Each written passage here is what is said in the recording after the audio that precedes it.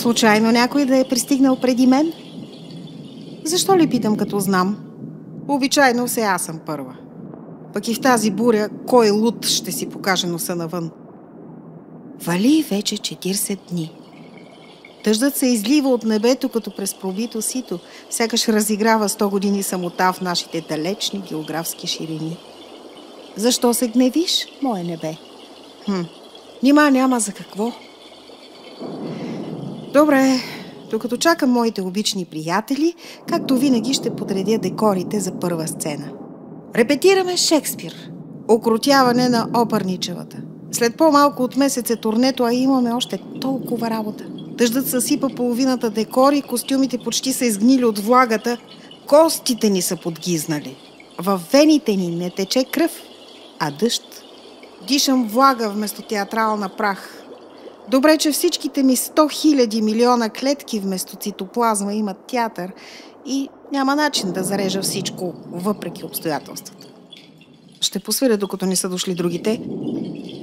Тази песен е нова, по стихове на един събирач на изречения. Маестро, благодаря. Обичам изящната поезия. Ако имаше начин да се прибави и един лондонски симфоничен оркестър...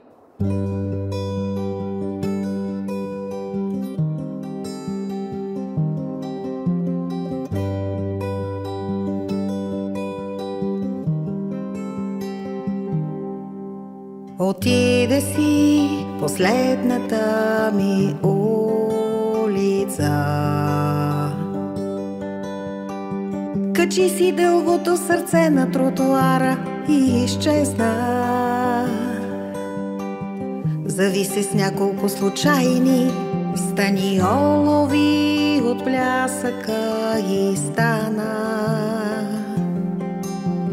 тиха. Зависи с няколко случайни станиолови от плясъка и стана тиха.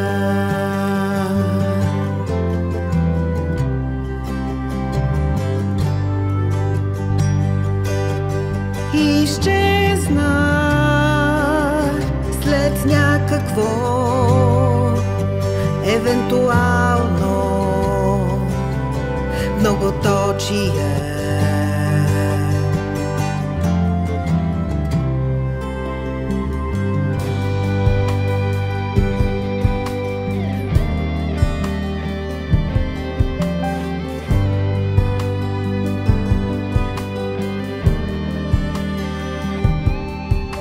Сега не зная колко е часът.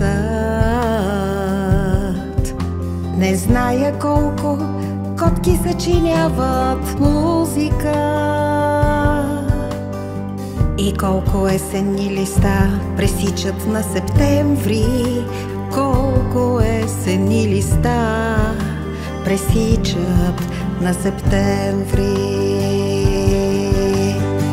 И колко есенни листа пресичат на септември. Колко есенни листа пресичат на септември.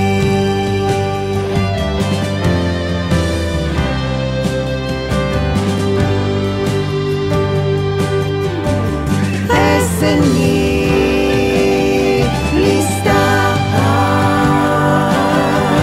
пресичат на септември.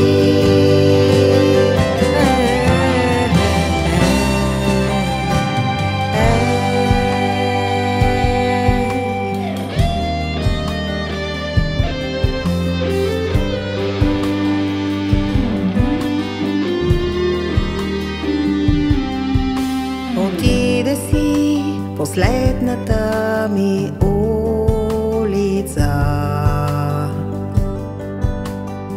Не зная има ли пекарна за виелици. Не зная нищо повече, освен че няма улица, защото се преселих да живея у дома. Не зная нищо повече, освен че няма защото се преселих по дома.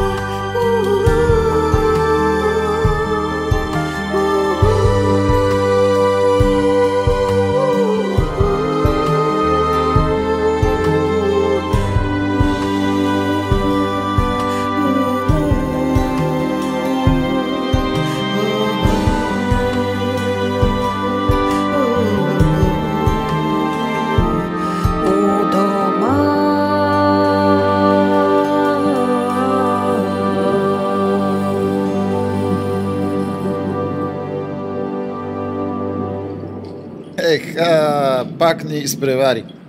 Упорита си като ластуните на дядо Петровия бустан. Никакви дълги дъждове не могат да те спрат и никакви ветрове проникнали през пробитите покриви. Така като гледам, танцорите и днес няма да могат да репетират в тези локви по пода. Всичко върви към провал в този прекрасен дъжд. Някой да има идея какво да направим. Аз като режисьор изисквам да се направи ремонт. Никакви нормални условия няма тук. Наистина започва да ми писва. Аз като уличен артист и музикант мисля... не знам как да поправя покрива. Виж, как да ти кажа? Мисля да се откажа. Повече пари ще изкарвам на улицата. Каква улица?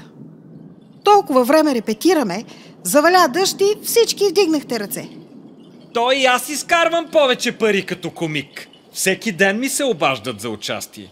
И там, където си играя скечовете, от покрива не капе вода. Момчета, моля ви, нека да водим този разговор друг път. Турнето ни... Няма да има турне. Тръгвам си. Успокой се, де, какво си ревнал такъв? Ще поправим покрива.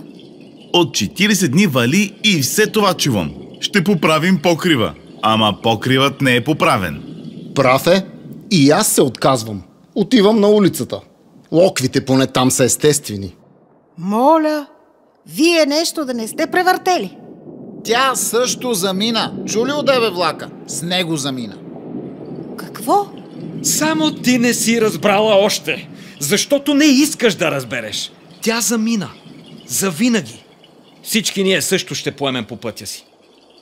Да, тя замина. Остави този куфър за теб. Нещо като завещание. Виж... За мен? За теб. Само за теб. Знаеш, че напоследък не искаше да се среща с никого. Дойде вчера и се сбогувахме. Ти беше отишла за пица. Защо не я задържахте? Ако бях тук, тя нямаше да си тръгне. Ти не разбираш. Ама си и над.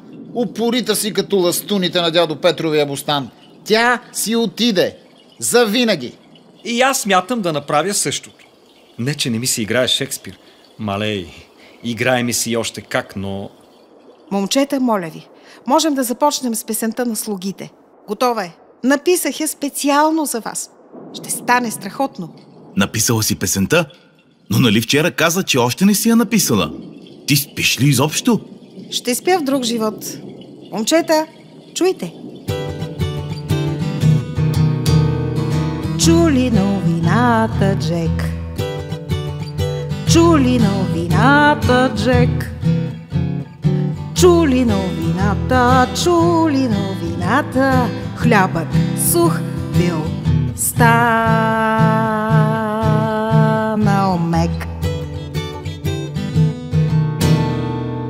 Момчета, давайте припева с мен. Много е лесен. По друг начин ще звучи с вашите мъжки актьорски гласове. Ало? Ало? Къде сте? Момчета? Каква тишина? Отидоха ли си наистина? Не мога да повярвам. Моля ви, не си отивайте. Моля ви, моля ви, моля ви, моля ви, не си отивайте. Вероятно се шегуваха преди малко и са отишли за пица. Техен рете. Вчера аз черпих. Ще се върнат всеки момент. Още не съм подредила реквизита за първа сцена. Плачковци, смешковци, плачковци, смешковци. Но защо? Нали имахме мечти?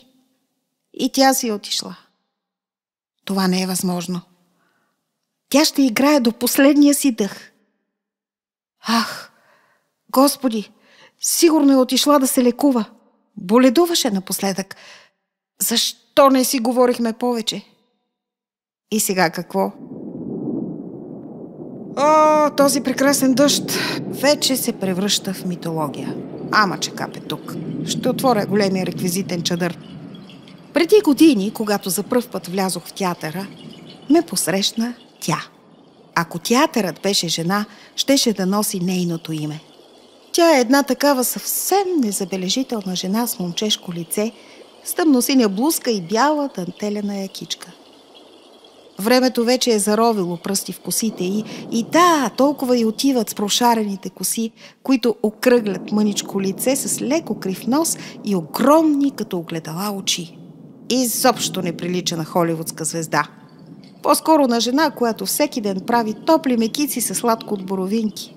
Гледала съм всичките й представления. Колко мъничка е тя, но каква гигантска сянка оставя на сцената. Ту кралица, ту слугиня, ту съпруга или певица в кабаре. Веднъж играе епизодичната роля на кочияш в една детска пиеса. Повярвайте, нямаше нищо друго в този спектакъл. Само един кочияш. Всички само него гледаха. Да, когато за пръв път влязох в театъра, усетих странен мирис, който мощно завладя цялото ми същество. Малките прашинки, каза ми тя, които се носят във въздуха от сцената и полепват по власинките в носа ти, по миглите и дрехите, ще останат в теб за цял живот, дете. Не можеш никога да забравиш, кога за пръв път си се качила на сцената. Вдишвай дълбоко въздуха, който театърът произвежда, и ще си в състояние да разбираш още преди някой да е започнал да ти обяснява каквото и да е. Хайде, ела да дишаме заедно.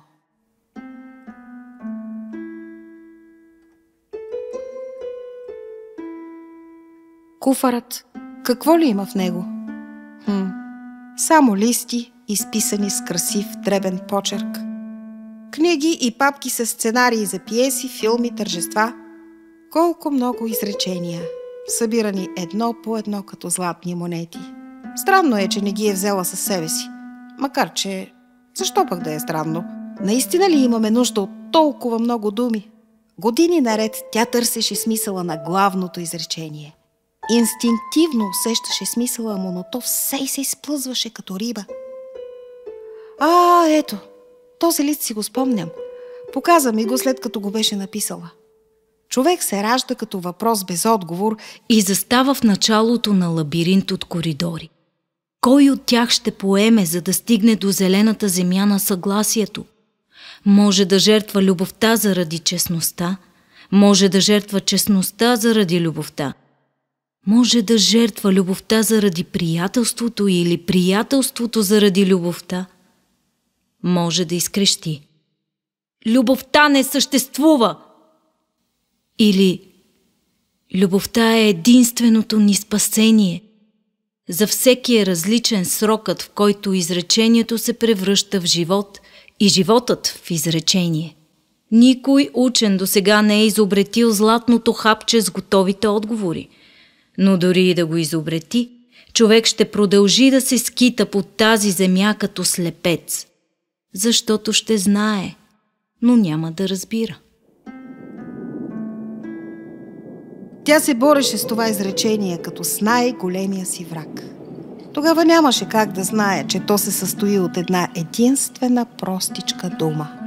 Да, много години трябваше да минат, за да разбере, че най-простичкото да най-трудно се изрича.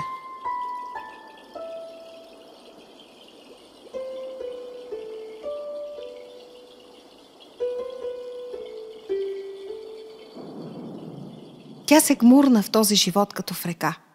Примамваше я равната повърхност на водата, но скоро разбра, че съществуват водовъртежи и подводни скали, които се наричат болка и страдание.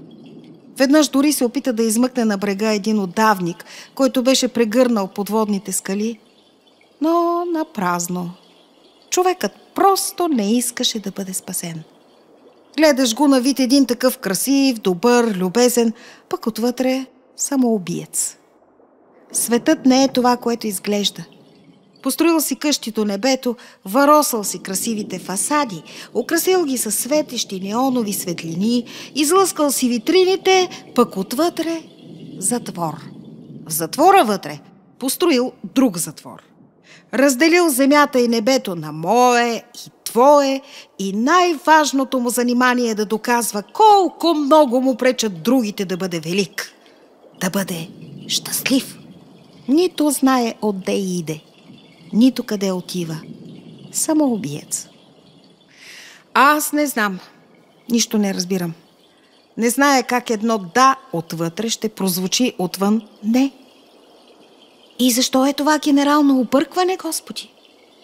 И защо някои хора лесно правят живот, а други лесно правят изкуство? Или защо някои лесно казват на някого да, а други лесно го превръщат в изкуство?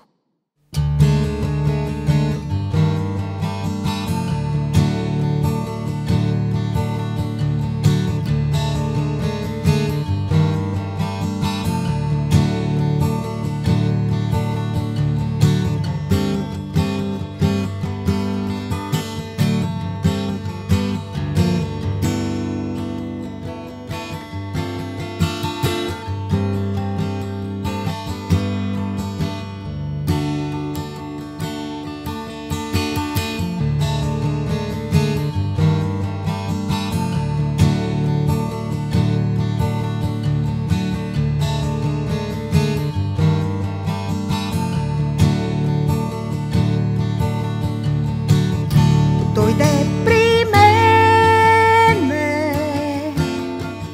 и остана добрата муза.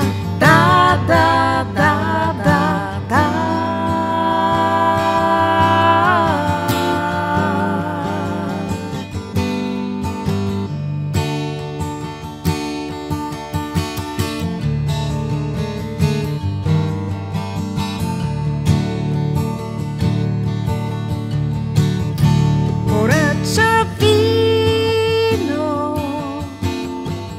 Пихме двете, главите ни красиво се замаяха и до зори се сяхме тази нощ.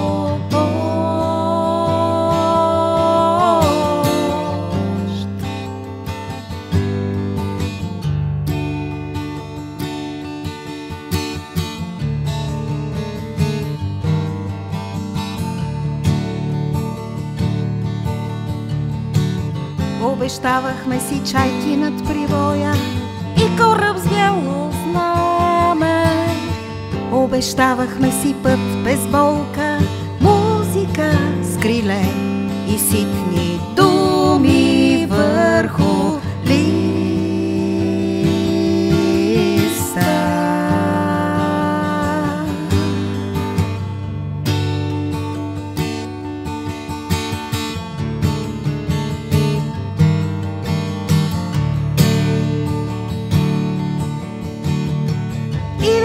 Че страховете ни са прилепи,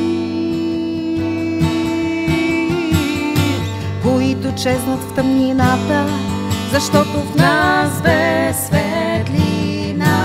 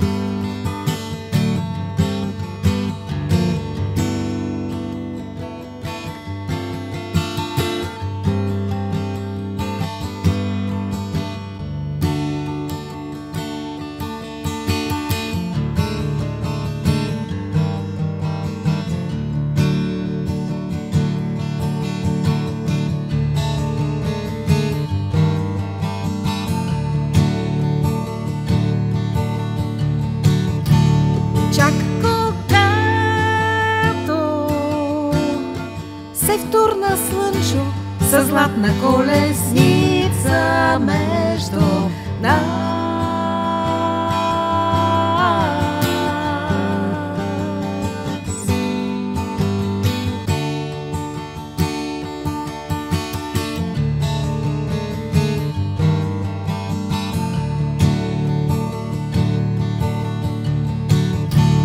Моята вярна приятелка, добрата муза, да, да, да, да, да.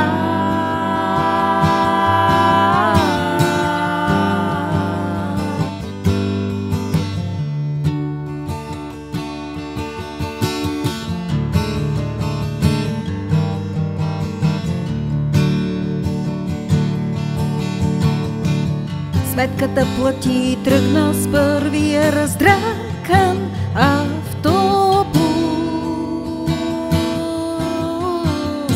към други градове и други хора. Да, да, да, да, да.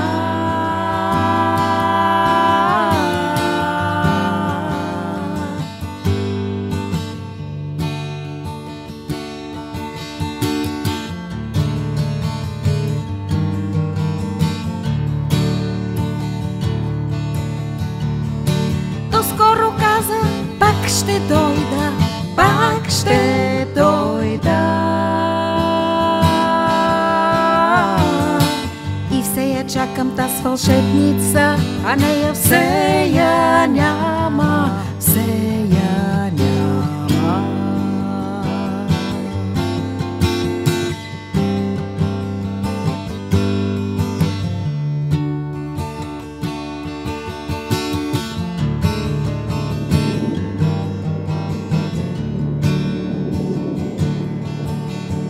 Пак заваля. Прекрасен дъжд. Скоро тук ще стане, ако не едно Черно море, то поне едно езеро Байкал. Ако направя ремонт и изтопля репетиционната, те със сигурност ще се върнат, нали? Непременно ще се върнат. Всъщност, ще потърся помощ за този пробит покрив.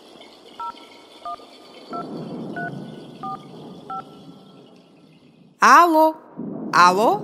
Здравейте! Обаждам се от улица Крайбрежна номер... Какво? Да, разбира се. Прекрасен дъжд. Само, че и таванът прекрасно прокапа, газим флокви и... Имаме нужда от вашата помощ. Моля? Ние сме артисти. Театрална трупа сме, да.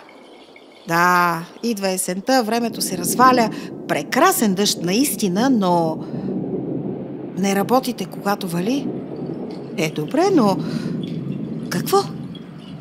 Защо не си направим ремонта сами? Да се извикаме братовчерите? Вижте, ние сега усилено репетираме. Предстои ни...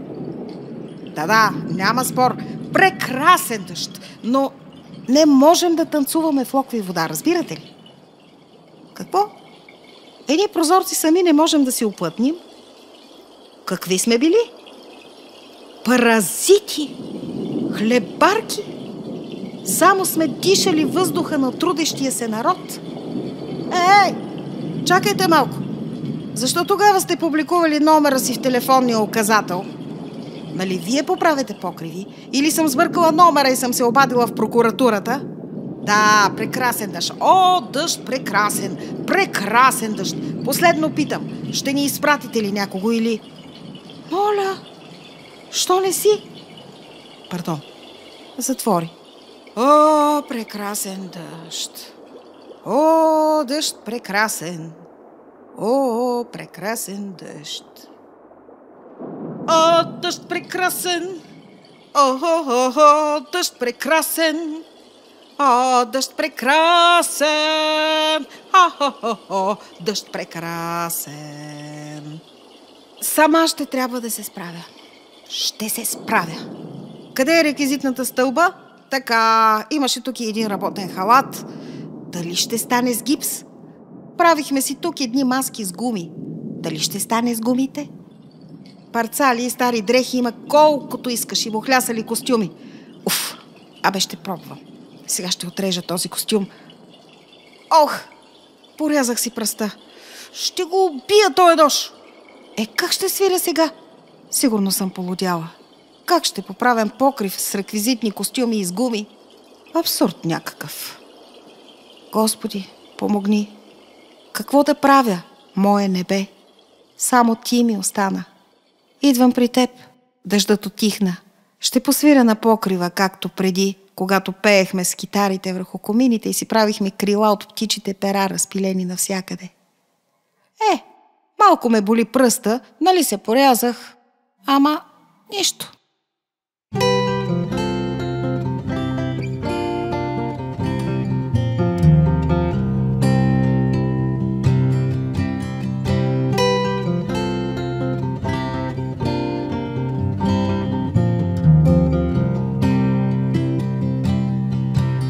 Вървиш ли по покриви и с облаци спориш ли?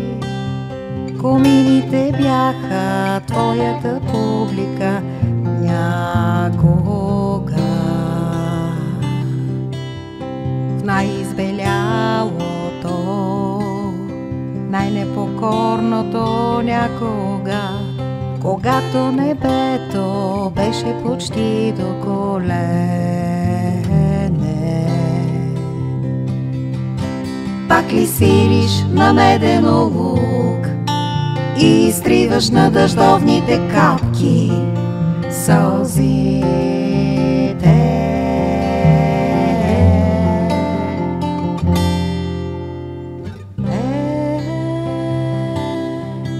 Пак ли свириш на медено лук и изтриваш на дъждовните капки сълзите?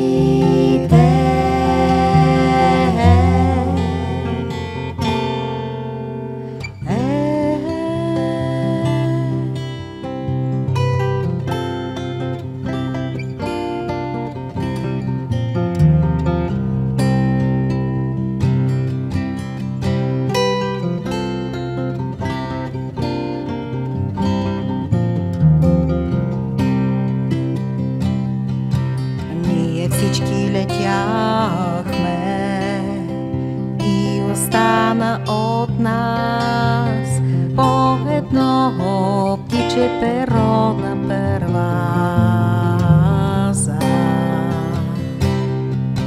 Ние всички летяхме и остана от нас по едно птиче перо на перваза.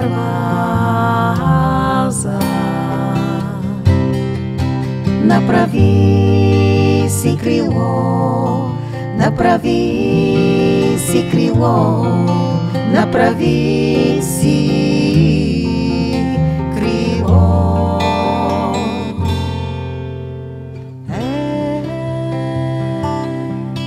Направи си крило, направи си крило, направи си крило.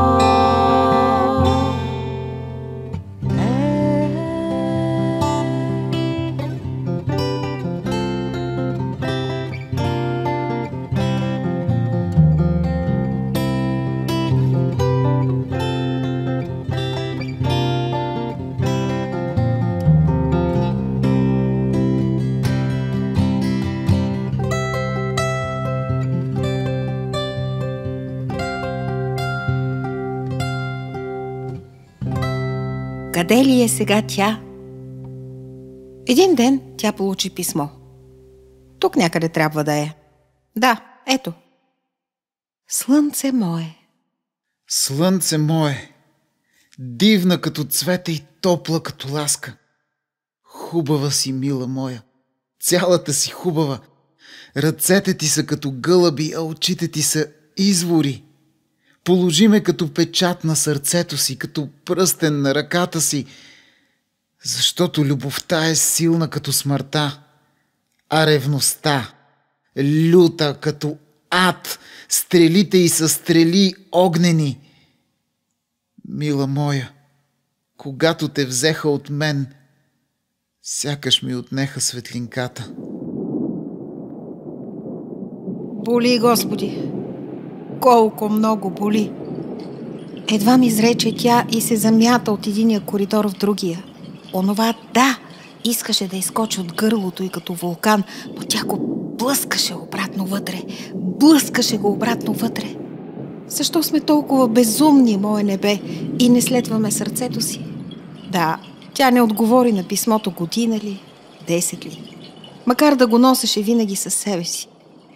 Докато един ден написа: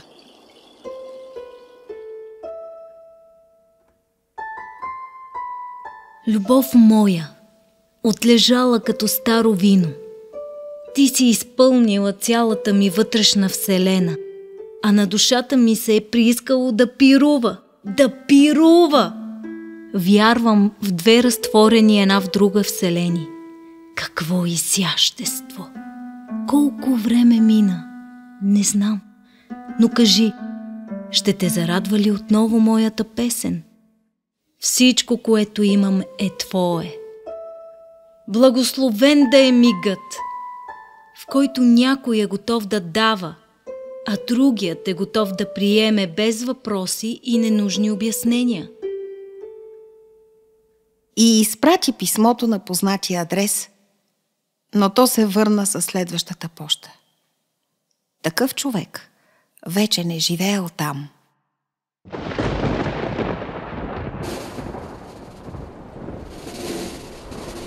Хайде, душо, обратно в крепостта. Пускай резетата, слагай си бронята и започвай да се сглобяваш отвътре. Тази история те е разбричкала от всякъде, като магнитната планина, която привличала корабите, измъквала им гвоздиите и те се разпадали в морето. Въпрос на честност е да се откажеш да гледаш с очите на руина, в която няма вяра, че някога ще бъде храм. И каква полза от всички илюзии, ако върху руините поникне цяла полянка с инфарктни състояния? Айде, душо, обратно в крепостта. Сглоби си кораба, закови си гвоздеите. Свършила ли се е твоята? Толкова. Другото е мълчание.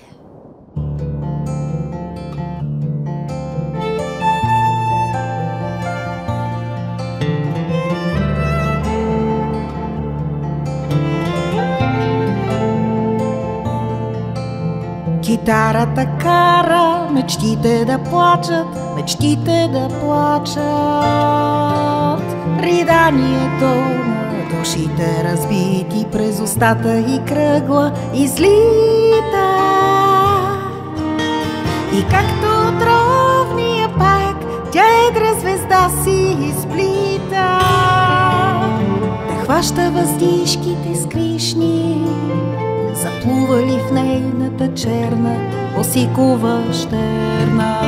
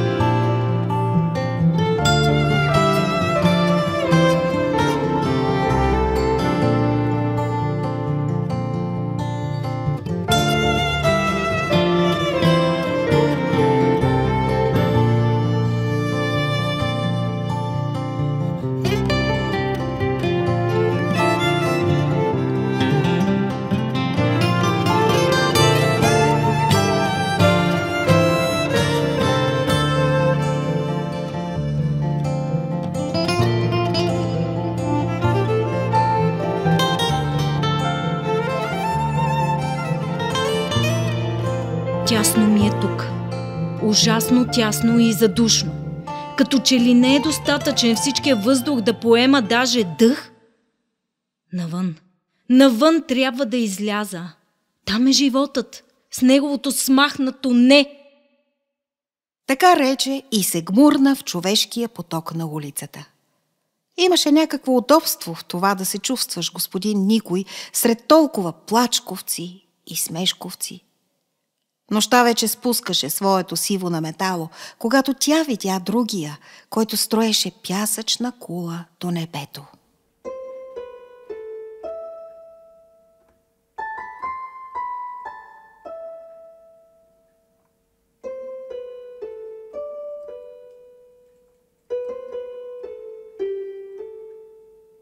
Мога да помогна, ако искаш. Няма начин. Строенето на кули до небето е мъжка работа.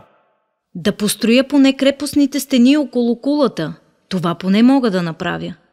Строй като искаш, като си нямаш друга работа, но запомни, кулата е важна, а не разни дворчета. Може и да си прав, но няма нищо по-тъжно от самотно стърчаща кула до небето. Ще посадя цветя и ще си сложа сватбеното було. Съди като искаш и цветя и каквото искаш си слагай. Като си нямаш друга работа, аз продължавам нагоре. Колко време мина? Година ли? 10 ли? Другият продължаваше да строи кулата нагоре и ставаше все по-малък. Ей, колко още имаш да я строиш тази кула? Хайде спирай вече! Ела да си поговорим! За какво ще си говорим? Не съм завършил кулата още. Не разбираш ли, че това е суета? Не можеш сам да стигнеш до небето. Ако паднеш, ще умреш. Ти и сега не си жив, макар да не си и мъртъв. Глупачка такава!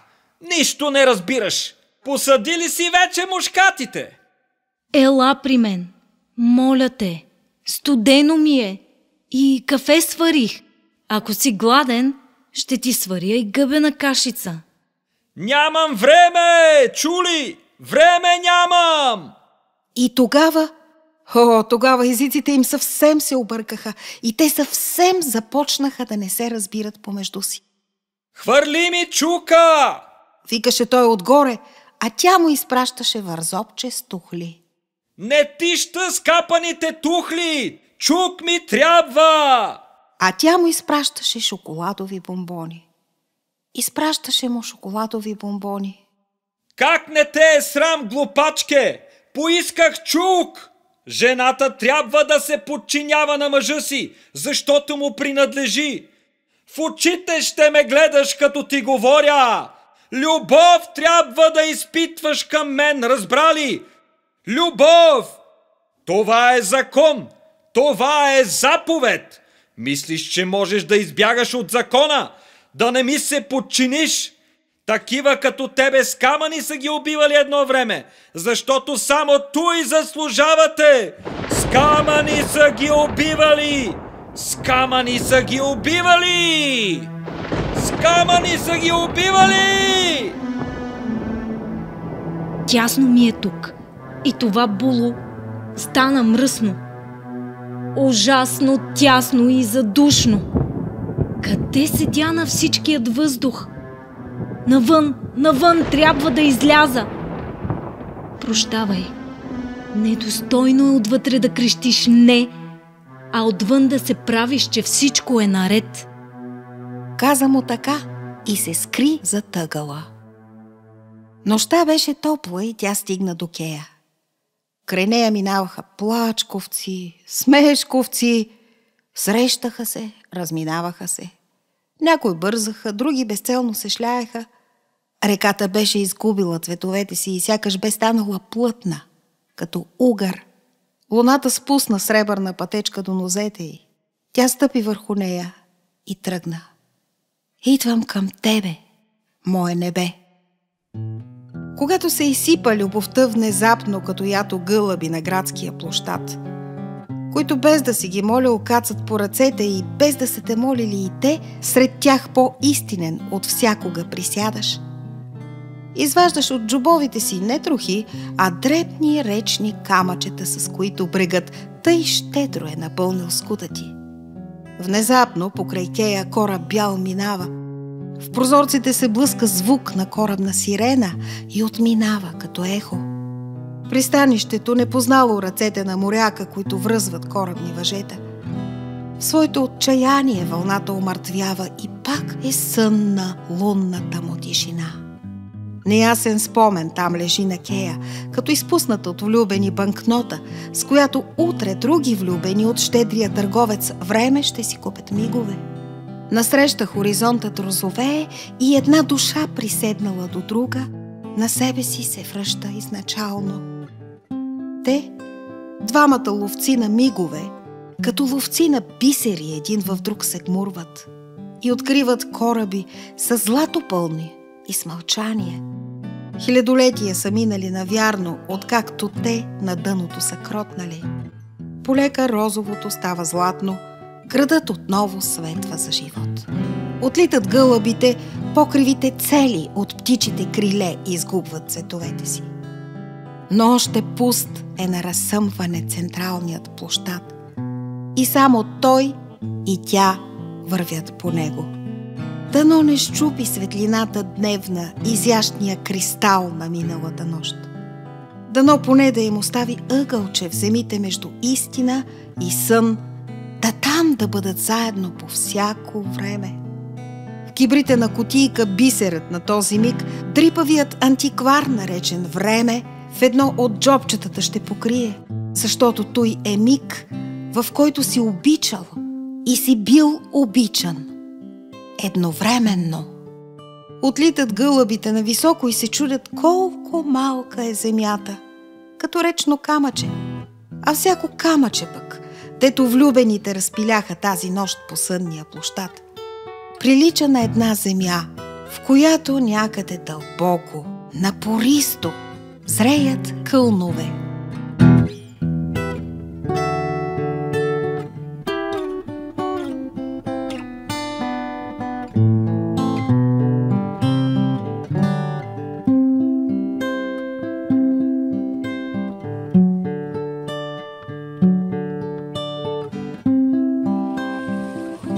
Колко много луни, червени, сини, жълти, светват и изгасват, докато се родят и умират.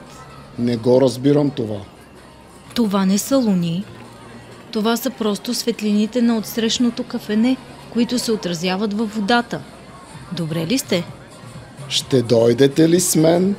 Живея наблизо, сам. Не, защото любовта е силна като смъртта. А вашето не е любов.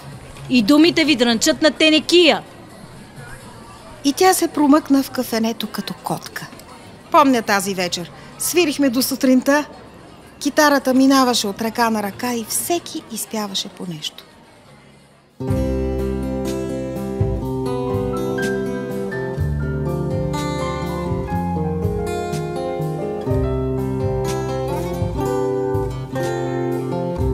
Художникът познава своите картини, до детайл познава всяко тъмно ъгълче на оня град и на окото на другаря си.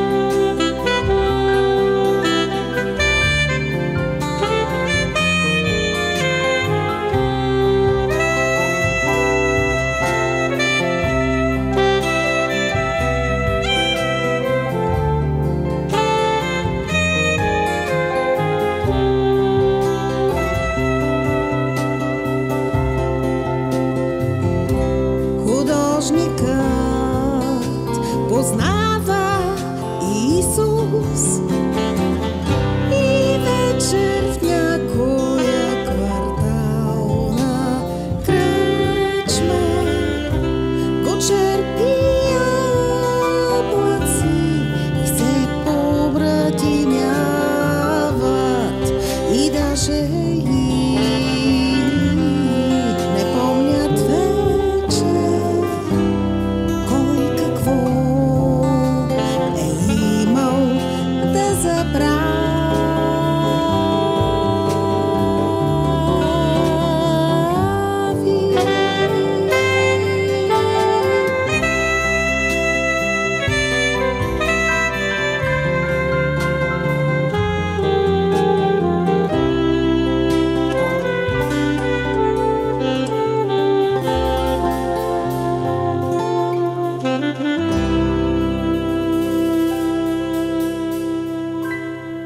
Добър вечер, поете! Сред толкова много плачковци и смешковци, вие сте тих като кръпка върху робата на кискащия се наоколо свят. Защо не се забавлявате? А защо мислите, че не се забавлявам? Просто седя и наблюдавам как колелетата се въртят. За жалост проскърцват доста и няма нищо друго, освен свят на привидности. Значи, като се забавлявате, работите. Търсите дълбини в плечините и върхове в тези безобидни хълмчета. Интересно ми е какъв е вашият връх. Моят връх всъщност е надолу, а вашият е твърде висок. Ако приемаш съвети, подари върха си на някой друг. Само така ще бъдеш свободна. Не. Сега, когато нямам нищо друго, един връх би ме спасил. Грешиш! Върхът ще те убие. Особено когато прилича на кула, която човек строи сам. Само животът може да роди живот. Страх ме. Какво ще стане с мен? Не знам нищо. И всичко е толкова объркано. Отвътре не, отвън да. Страхът е тъмнина. Нищо не виждаш в него. Мислиш си, това е краят. Каква заблуда! Това, което за гасеницата е краят, за пеперудата е начало. Страх ме е да не би да пропусна мига на пеперудата. До сега съм избирала все грешни посоки. Грешните посоки понякога са по-важни от верните. Човек цял живот се стреми да достигне обиталището на орела, но когато стъпче с крак крехката трева в скалите на върха, разбира, че и това е гонене на вятър. Да осъзнаеш стойността на простичките неща в живота е по-важно от покоряването на върха. Тогава човек открива най-голямото си съкровище – радостта от грижата за другите. А вместо това ти си се зазидала в скръбта. А нима вие не сте се зазидали в скръбта. Пак сгреши. Оня, който вижда красотата навсякъде, не може да се зазида в скръбта. Цветята, които онази жена сложи на масата ми. Вътрешната красота на шивача ушил тази прекрасна рокля. Така е. Толкова красота има наоколо. Защо не я забелязваме? Любовта означава да чувстваш живота на целия свят отвътре. Ето, чуваш ли какво нашепва вятърът в клоните на отсрещните дървета? Не, нищо не чувам. Рибарят днес напълни мрежата и разговаря с всички риби. Не ги продаде, въпреки че нямаше пари. Не ги изяде, въпреки че беше гладен. Не ги потъпка, въпреки че бяха слаби. Рибарят разговаря с всички риби и плака с тях до тъмно. Това ли е любовта, която ще ни спаси? Това е. Любовта е силна като смъртта. Любовта е силна като смъртта. Любовта е силна като смъртта. Любовта е силна като смъртта. Любовта е силна като смъртта. Любовта е силна като смъртта. Повтаряше тя като в несвяст и само едно непреодолимо желание изпълни цялото й тяло. Да свири, да свири, да впие крехките си пръсти в стоманените струни на китарата и да свири, да свири, да свири. Любовта е силна като смъртта. Любовта е силна като смъртта.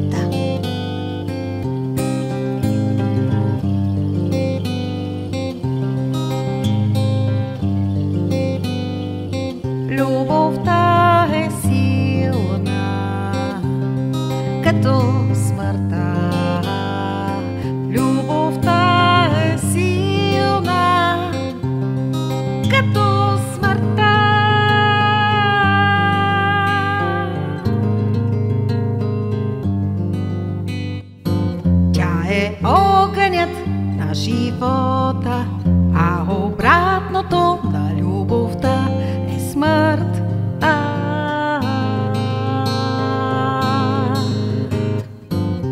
Днес гълъбите проговориха,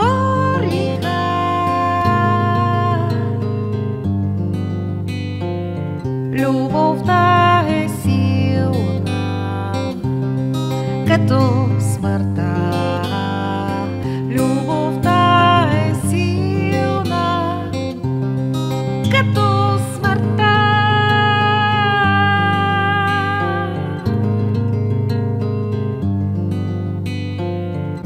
Презрян е оня, който няма нищо освен любов.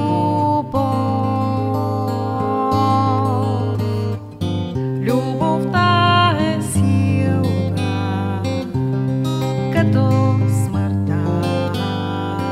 Любовта е силна като смъртта.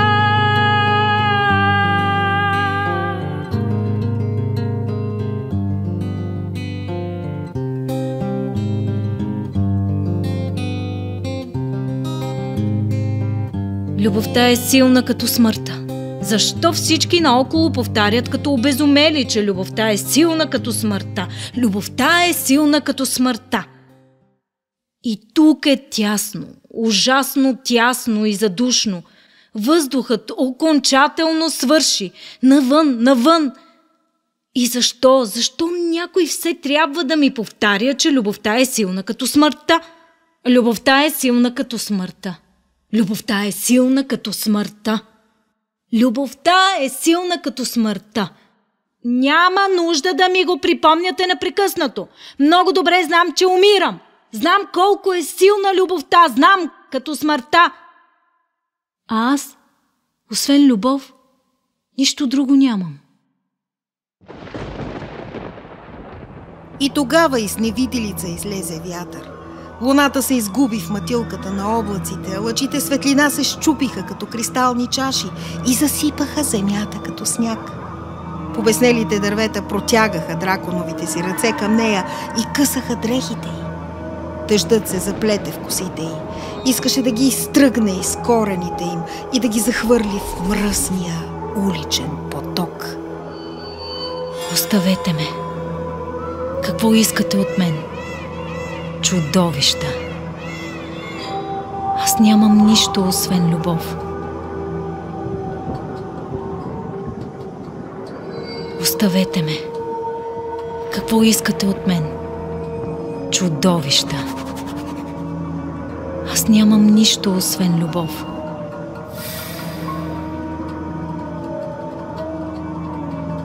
Оставете ме. Какво искате от мен? Чудовища. Аз нямам нищо, освен любов.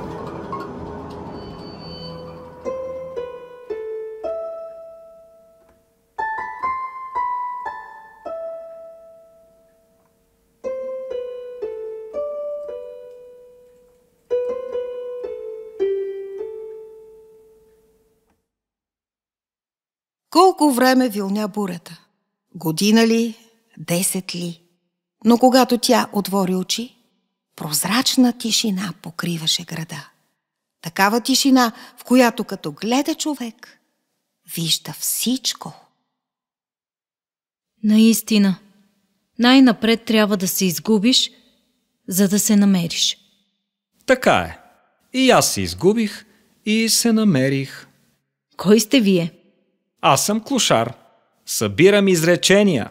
Че вие сред боклуците ли събирате изречения? Изречения има навсякъде. Само трябва да разровиш с пръчката и ще ги намериш. И в този боклук какво изречение открихте? Една приказка открих. За голямото и малкото нищо. Разкажете ми. Наистина, много съм любопитна. Ето, тази скъсана риза ще е голямото нищо, а за малкото нищо ще ни послужи примерно оня стар чехъл.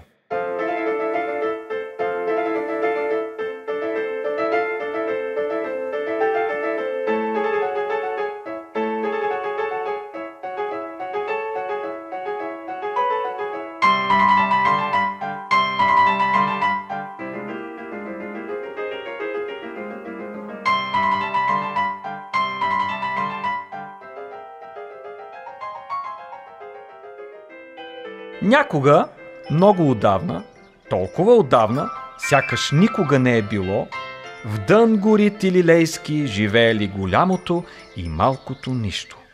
Техният дом се намирал в хралупата на един прогнил от старост горски дъб.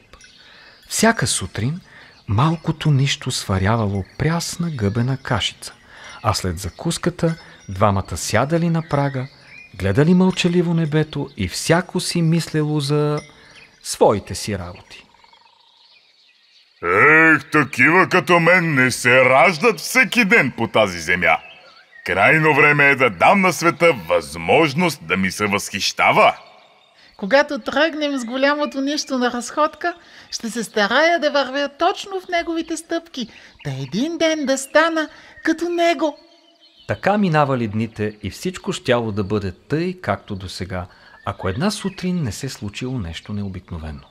Малкото нищо станало рано в зори, сварило гъбена кашица и поканило своя побратим на закуска. После сипало и на себе си в една малка паничка и седнало въгъла да закуси. Да, на малкото нищо не му било необходимо голямо пространство, за да живее. Благодаря ти, приятелю, че имам това малко ъгълче, където да седна и да си изям кашичката. Благодаря ти, че ми позволяваш да се грижа за теб и да ти се възхищавам. Голямото нищо шумно сърбало кашицата си и нищо не отговорило. Знаеш ли, голямо нищо, мисля си, че щом се грижа за теб, започвам да се превръщам в някакво нещо. Какво точно не знам, но със сигурност е едно някакво малко нещо. Не мисли! Никога не забравяй, че ти си малкото нищо и мисленето не ти се полага. Благодаря ти, голямо нищо, че прекъсна мисълта ми. Иначе кой знае до кога щях да си мисля така? В края на краищата мисленето е направило толкова много поразии на света. Само аз, голямото нищо, мога да кажа, че мисленето е донесло много поразии на света. А ти, малко нищо, нямаш право да го казваш. Ей, гледай ме в очите, като ти говоря. Благодаря ти, пробрати ме, че ме учиш на всичко. Без теб нямаше да се справя в живота. Истина е, без мен ти не можеш нищо. Без мен и вятърът ще те отнесе, и мравката ще те изяде.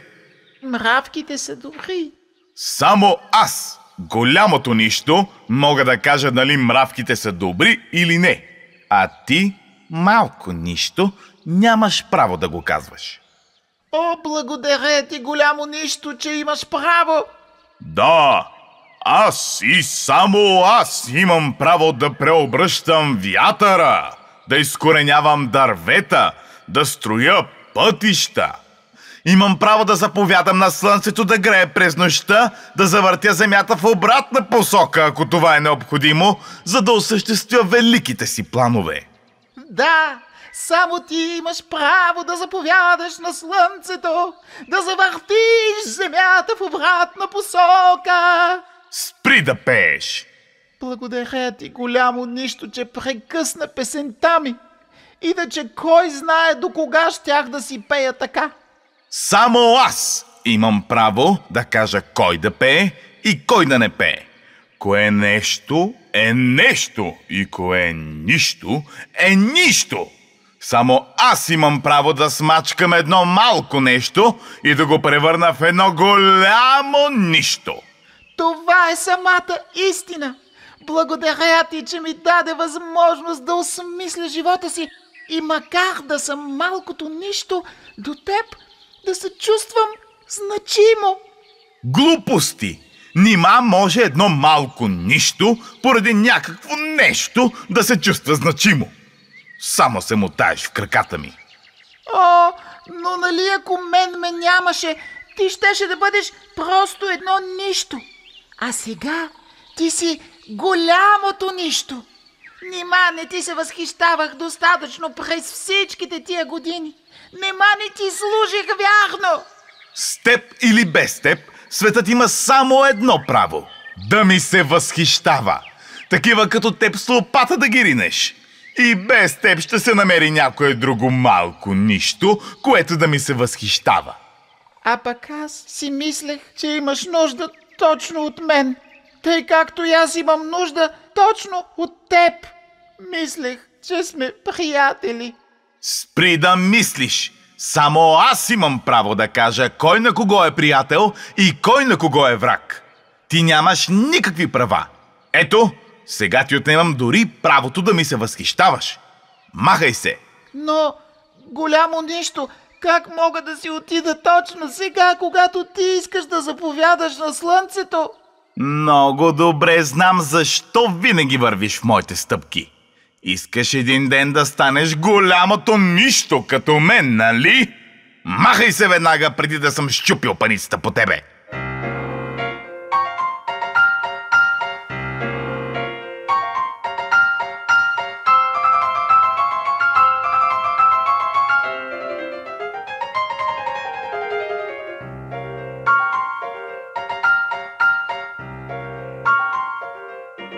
Оплашило се малкото нищо и побягнало с всички сили. Бягало, докато накрая паднало изнемощяло под листенцата на една горска теменушка. Голямото нищо е право. Родило съм се едно малко нищо и такова ще си остана. Може ли едно малко нищо да се превърне в голямо нищо? Мислело си то и горчиви сълзички се стичали по прашните му бузки. И изведнъж...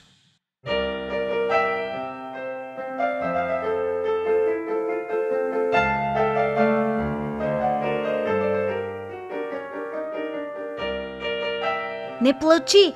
Накрая на всяка задънена улица има поне 3 отворени врати. Казало едно малко нещо. Благодаря ти, че ме утешаваш. Иначе кой знае до кога щях да си плача така. Искаш ли вода? Благодаря, ако може. А ти коя си? Аз съм Калинката. Какво красиво малко нещо си ти. Твоята вода ме съживи. А ти кой си? Аз съм малкото нищо.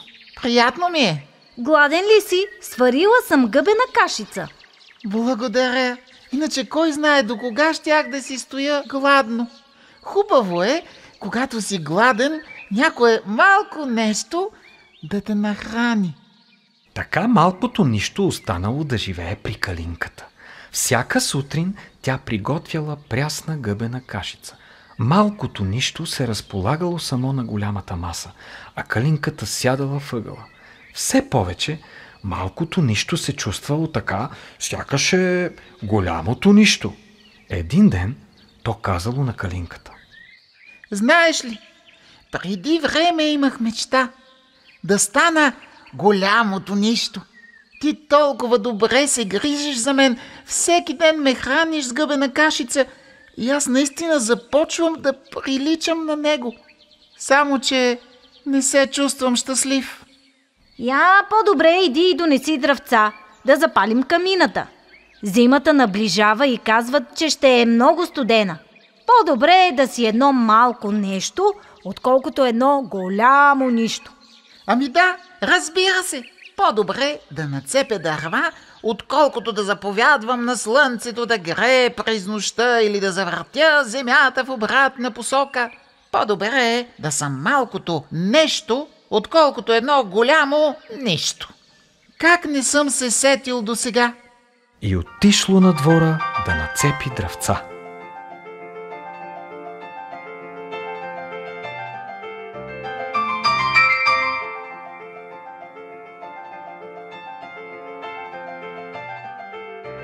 Ей, вие да не би да сте ангел?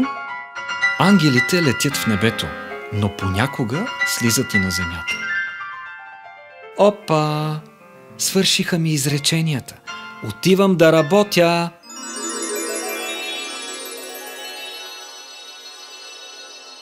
Тъжно.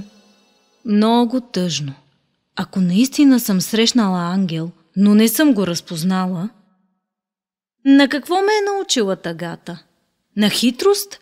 Не се привързвай вече, душо моя, към никого, за да не бъдеш отново наранена.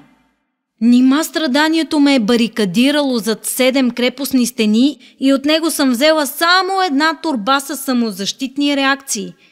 Не, това не може да бъде вярно. По-скоро усещам някаква мекота, като на балсам. По-близо ли съм до теб, мое небе?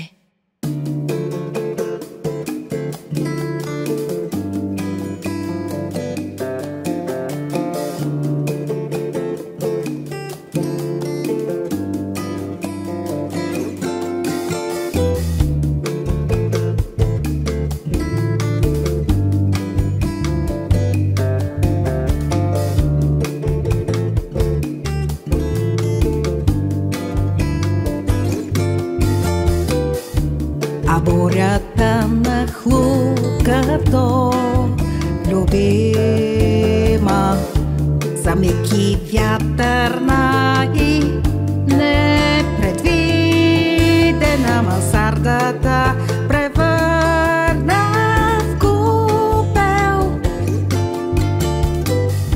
Не знаех още новото си име, но чух клавишите на керемидите как пеят искрени до счупване. За вечно пълноводие и вечна жажда, как простичко и влюбено изграждат мелодия за моето прераждане.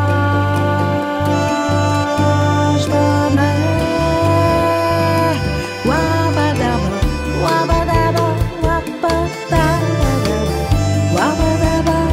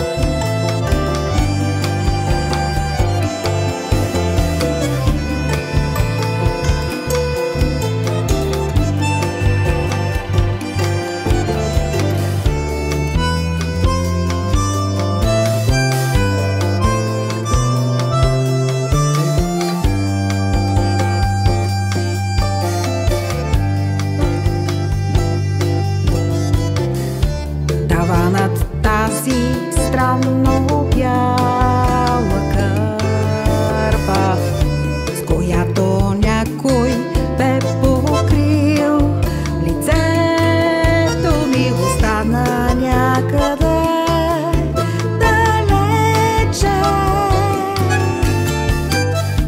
Небето горе все така подърпано менеше неусетно цветовете си,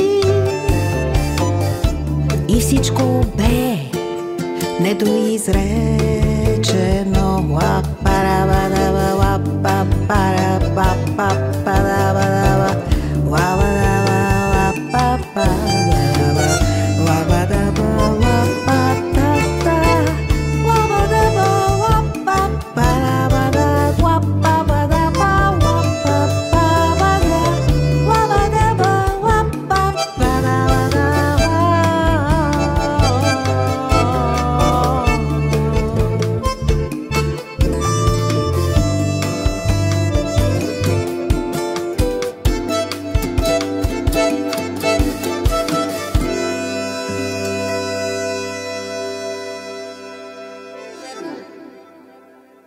И тогава тя видя с вътрешните си очи как от сърцето й се изтегли тънка струна светлина и се издигна до небето.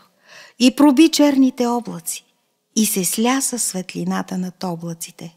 Светлината над облаците се раздвижи и започна да слиза по светлата струна надолу към земята. малката светла пътечка ставаше все по-плътна и все по-широка и изтласка тъмнината някъде в страни. Мое небе, толкова си близо, цялото си в мен, мое небе, изпълнило си цялата моя вътрешна вселена, подарило си ми живот с толкова много цветове и радост. Благодаря ти за онова да, което търсих цял живот. И сега вече, заедно с теб, можем да извикаме за живот несъществуващото в този празен и студен свят. Благодаря ти, мое небе. Колко много въздух има по земята. Дишайте, дишайте с пълни гърди. Хайде, заедно да дишаме. Прекрасно е. Ето, небесата ме изпълват, а светът се преобръща пред очите ми и застава на нозете си и заблестява отвътре и отвън с еднаква светлина. Няма го вече объркването. Щом отвътре е да, отвън също е да. И когато се скъса сребърната веришка, и когато се счупи златната чаша, от мене няма да остане нито трева, нито цвете, нито корен, нито даже пръст, а само шепа сол, разпиляна по земята. И духът, излетял от китарата, ще стъпи на звездата, която тлее въгъла на Вселената и ще я подпали за живот.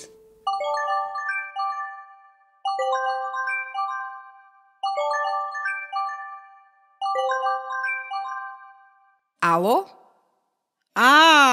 Прекрасен дъжд! Вие ли сте? Но, моля ви, не се извинявайте. Какво ли не говори човек такъв прекрасен дъжд? Дарко? Кой Дарко? Един от вашите майстори. И какво? Гледал е наше представление и смята, че сме страхотни. Благодаря. Ще дойде утре. Ще дойде утре да ни поправи покрива? Чудесно! Моля? Без пари? Наистина ли? Благодаря ви много. Така е. Имаме нужда един от друг. Вие ще бъдете нашата ръка, ние ще бъдем вашия глас. Само си представете как би изглеждал светът, ако съберем силите си. Добре, утре ще ви чакаме. Желая ви хубав ден в този прекрасен дъжд. О, дъжд прекрасен! О, дъжд прекрасен! Ах, колко те обичам! О, дъжд прекрасен! Това е тя. Тя е там, в небесната зелена земя на съгласието, в която единствена господарка е добрата муза Да. Виждаме как броди сред озрелите жита и с песента си вика за живот несъществуващото в нашия свят. Около нея се шляят плачковци и смешковци. Срещат се, разминават се. Ей, госпожице! Познах ви веднага. Какво ви е? Да не би да сте погълнали слънце? Светите от всякъде. Може и така да се каже, защото открих онова изречение. Много години ми трябваха, за да разбера, че то се състои от едно едничко простичко да.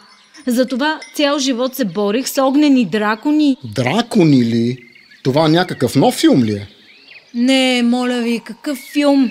В един момент моите дракони просто свиха рамене и казаха: в края на краищата не можем да изядем всички. Дракони, крепости... Звучи средновековно. Или, може би, китайско? При това не обичаме костеливите орехи. Ще си счупим зъбите. Компютърна игра е, значи. Как се казва? Ама слушайте де! Бедност, болест и болка преминаха през мен по пътя. Вместо камъчета събирах изречения. Сега всичко идва от Китай. Ето един истински натурален дракон насреща ми.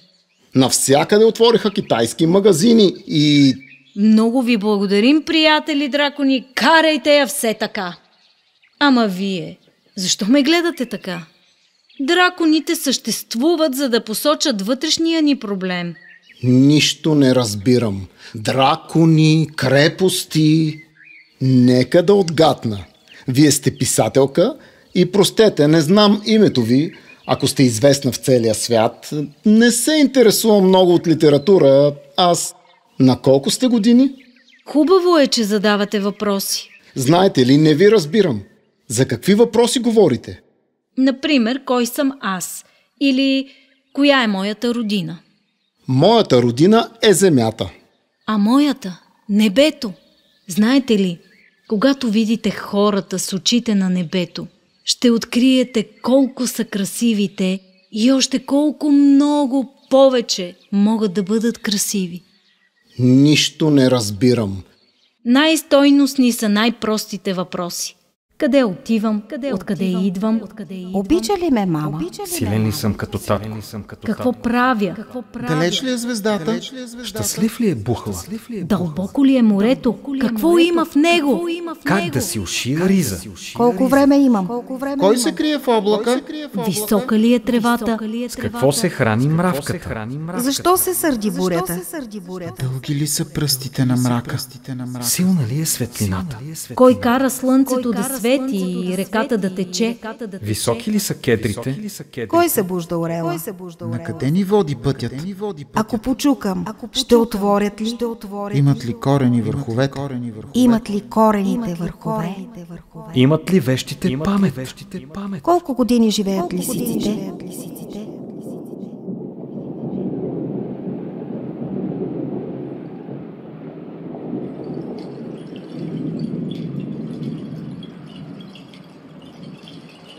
Заваля. Финалът на окрутяване на Опърничевата е готов. Сега ми трябват 4 приятели и само един лондонски симфоничен оркестър. Как ли ще прозвучи монологът на Катерина в цялата си мощ?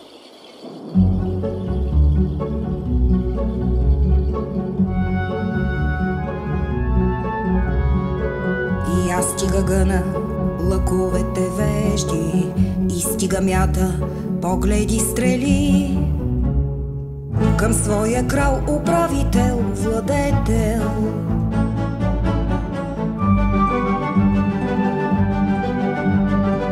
Гневът петните, както скрежат листа, грозите, както вихърът цвета.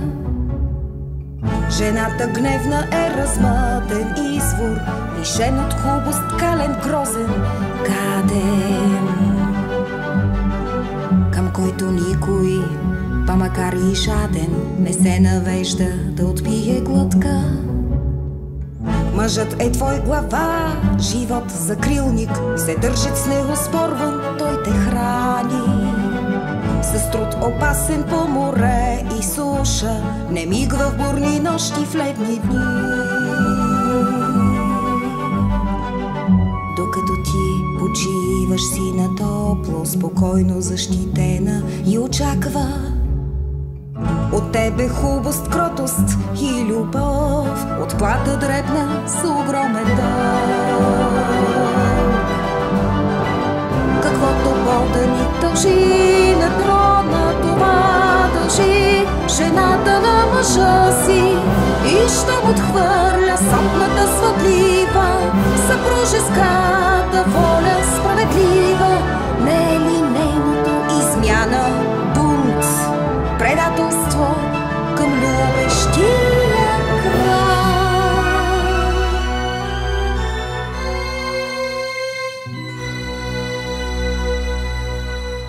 Срамувам се, че някои глупачки опитват се война да обявяват, наместо да склонят глава за мир.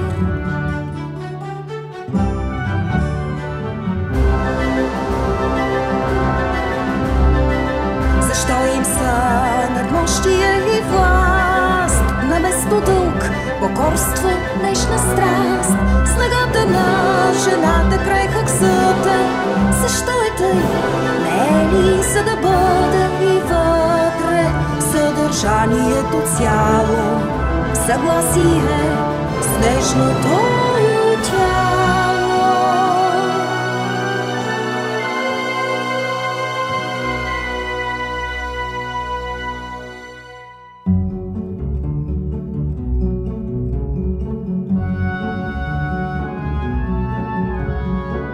О, вие зедливи, ниски твари, и аз до вчера бях такава.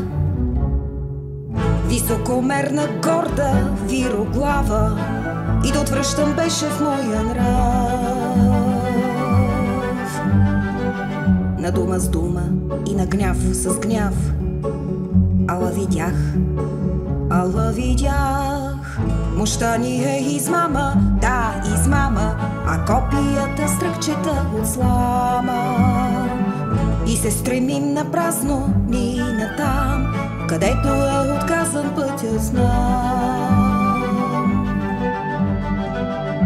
И за това съветвам ви и двете, безплодните си гордоски смирете. И всякъде простре в тържествен знак ръката си под мъжовия крак. Самата аз съм на това готова, щом иска той свидетелство такова. Самата аз съм на това готова, щом иска той свидетелство такова.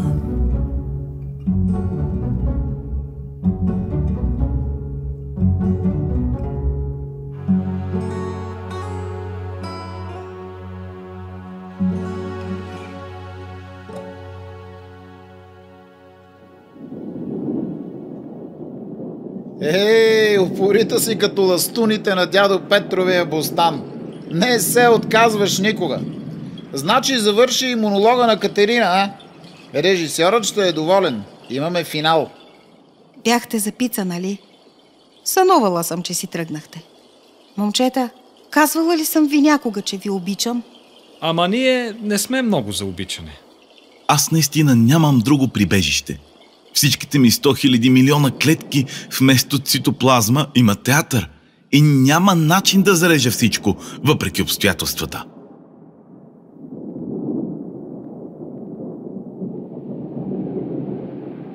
А дъждът продължава да вали, като в 100 години самота. Зверски ми се играе Шекспир. Малей! Да не губим време тогава. Шекспир, дами и господа! Преди това да спазим традицията и понеже съм огладняла като дракон. Кой е наред да отиде за пица? Хайде, момчета, да идем за пица. Докато слизаме по стълбите, да си припомним репликите. Аз съм Хортензио. Тогас Петручио да ти разкажа това, което на шега подхвърлих. Аз мога да те свържа с девица, богата, хубава, с ум развит и имаща, то само недостатък. Но който е достатъчен с остатък. Че остра е устата и оттатък търпимото, и толкова се проклета, че и да бях дори съвсем пропаднал, не бих я взел за цяла златна мина. Мълчи! Така говориш ти, защото не си узнал цената на златото. Баща и кой е? Щом ми кажеш ти, ще я поискам. Даже да трещи по-зле от грамотевица на есен. Баща й казва се Баптиста Минола. Човек възпитан и с чест позната. А тя е Катерина и е минала край възпитанието на бащата. Това е най-зловредният език на цяла Падуа. Всяка песен е като един влак, който ни отвежда в някакъв непознат град от изречения и музика. Понякога този град прилича на руини с бродещи лисици. Друг път е красиво подреден, с кедрови дървета и чешми от бял кристал. Така заживяваме в песента, като в прибежище, и изгубваме представа за времето, за пространството. Небето щедро ни дарява своя мир и вече сме готови да извикаме за живот несъществуващото и да кажем: на края на всяка задънена улица има най-малко 3 отворени врати. Усещам с всичките си вътрешни сетива как тя е цялата в нашата битка, от към нашата страна. където и да се намира. Дори да се е разпаднала на атоми във формата на малки прашинки театрална прах. Дори да е шепа сол по лицето на земята или микрон в скута на Вселената, върху подпалената от музиката звезда, тя ще ни изпраща по едно малко перце на перваза, от което да си направим крило. Целият въздух е изпълнен с онова простичко да, извикано за живот в зелената земя на съгласието. Любовта съществува и тя е едничкото ни спасение. Тя, купища кристални изречения и едно невестинско було, като ангелско крило, винаги ще пти над нас, където и да се намираме. Усещам, че вече е небесна невяста и с всичката си ангелска власт на небето ще извика за живот несъществуващото в нашия свят. Сега разбирам. Чак сега разбирам всичко. Самата тя е станала добрата муза, да. Станала е небе.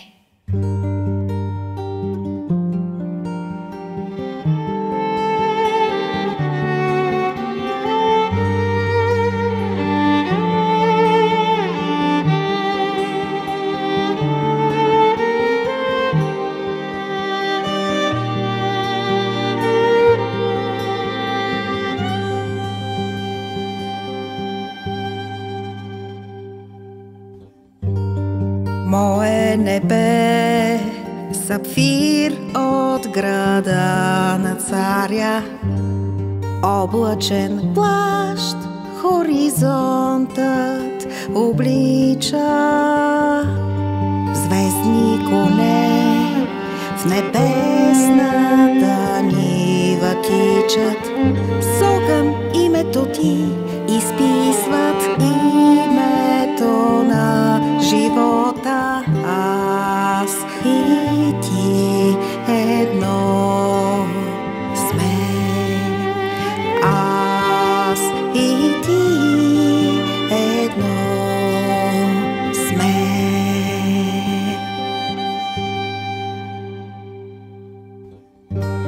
Мое сърце, рубин от скръбта на царя, по своя блуден син да се завърне.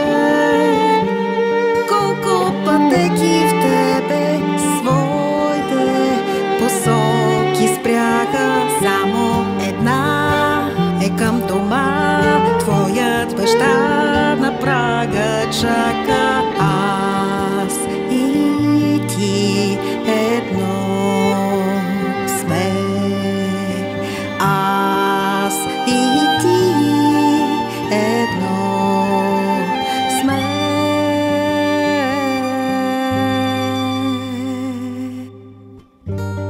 Моя любов, колко време страда, колко рани кървят, но до смърт пак остана вярна. Ти ме повика глас от небето, аз отговорих стон от земята. Сняг вали над хълма, сякаш булчинска премяна, тихо чака невястата своя възлюбен. Аз и ти